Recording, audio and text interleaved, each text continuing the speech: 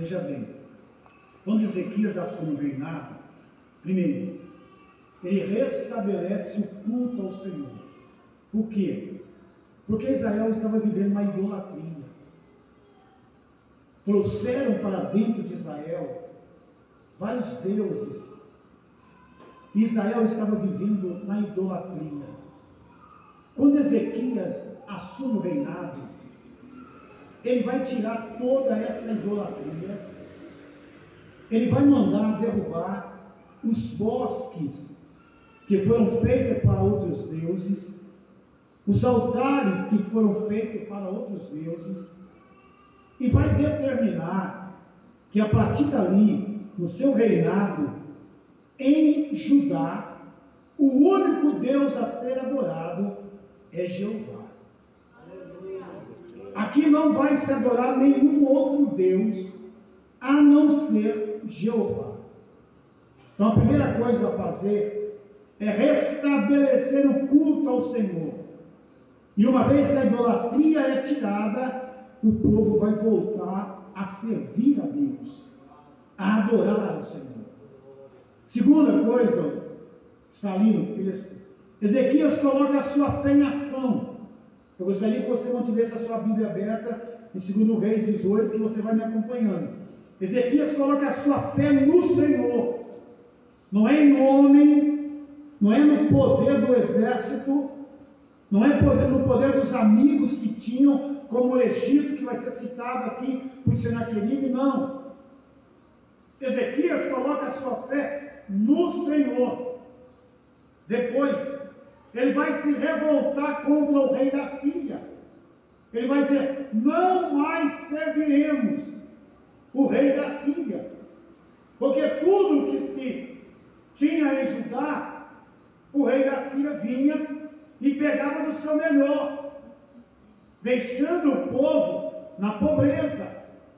Então Ezequias, a partir de hoje, não vamos mais servir ao rei da Síria. Isaías 36:2, vocês verão isso. No livro das Crônicas 32:10 a 19, vocês verão isso.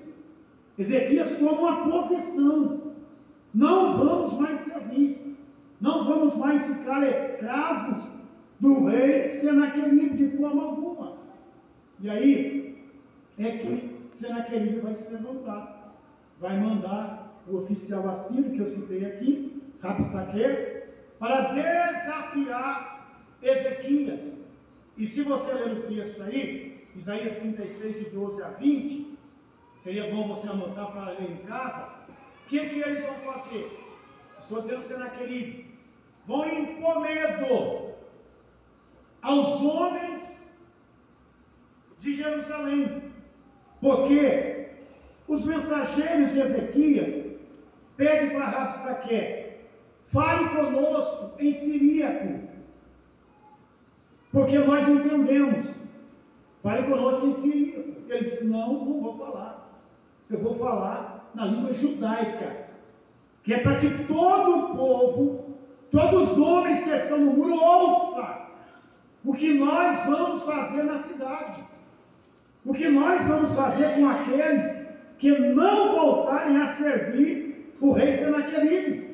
E aí, estou dizendo que está no texto, ele se levanta e na língua judaica, em alta voz, ele vai gritar em alta voz, tentando impor medo aos homens de Jerusalém, mostrando que o rei Senaqueribe até ali nunca havia perdido uma batalha, mostrando aos guerreiros de Judá, de Israel, que até ali, por onde Senaqueribe passou, ele derrotou a todos. Então, querer trazer medo para o meio do povo de Deus. Só que antes que isso acontecesse, irmãos, Ezequias havia já falado com o povo, com os soldados. E qual foi a orientação de Ezequias? Vocês não vão dar resposta alguma, é para ficar calado. Ouça a afronta, ouça o que eles tiverem que falar, deixa eles falar, vocês não respondam nada, fiquem calados. E os homens, soldados de Judá, de Jerusalém, foram afrontados, foram chamados de medrosos, mas eles se calaram. Se calaram. Nós temos lições aqui que nós precisamos aprender. Eles se calaram e não responderam. Pode continuar aí, irmão. Não responderam a Rabsaque e nem ao rei Senaqueribe. Agora veja bem, o desafio. Que é feito dos deuses? Veja que eles, irmãos, o rei Senaqueribe, através de seus oficiais, eles passam a mostrar os deuses de Amate, ou Ramate, como você queira, os deuses de Aparte, os deuses de Sefarim, todas essas cidades, e Isaías ainda coloca outras cidades como Golã e outras cidades. Por essas cidades, cada uma tinha suas centenas de deuses. Rabsaque está dizendo, será que ele passou por todas essas cidades e derrotou todos esses deuses?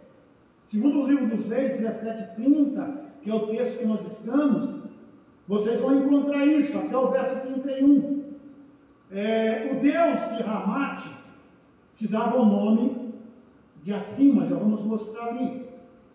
Os Sefavitas, eles queimavam seus filhos ao fogo para servir o deus Adramaleque e Anamaleque, que eram os deuses da cidade de Sefarvaim. Então o oficial do rei disse para o povo de Judá e de Jerusalém: esses deuses aí nada puderam fazer contra o meu rei Senaqueribe.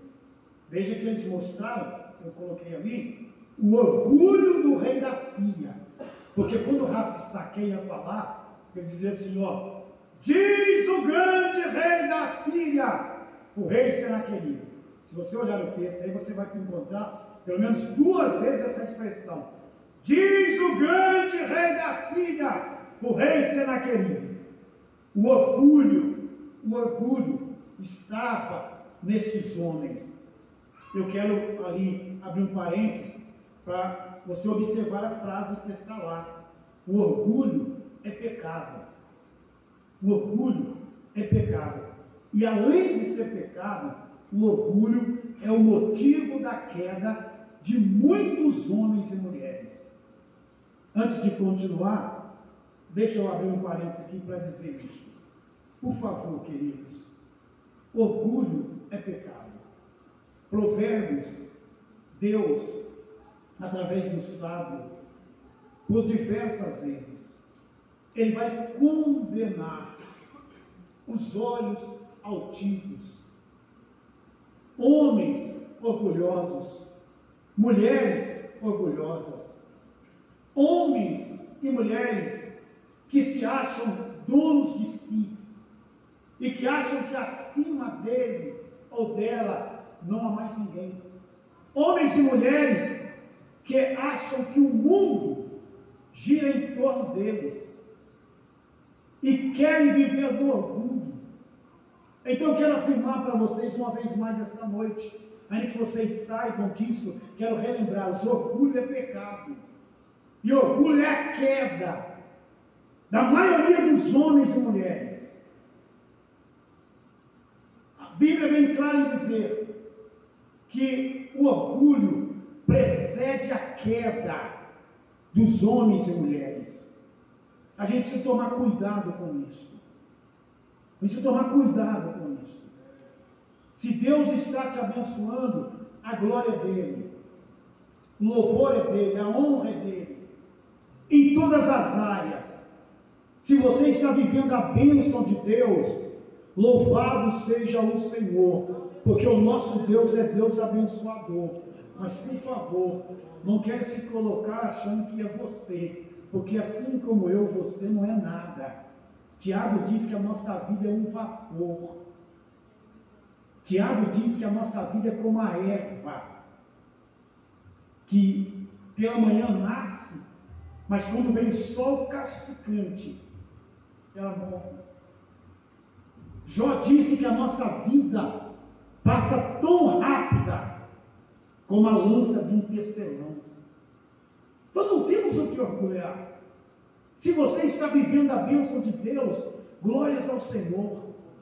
Exaltado seja Deus, porque é Deus quem tem te dado a vida e te sustentado até aqui.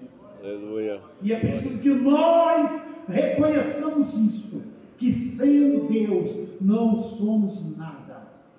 Evangelho de João 15, verso 5, a primeira parte, Jesus disse: sem mim, nada podeis fazer. O fato de você estar assentado aqui esta noite com vida é motivo de você glorificar a Deus. Aleluia. Exaltar a Ele, bendizer a Ele. E saber que é Deus quem está no controle de todas as coisas. Me entenderam? Digo amém.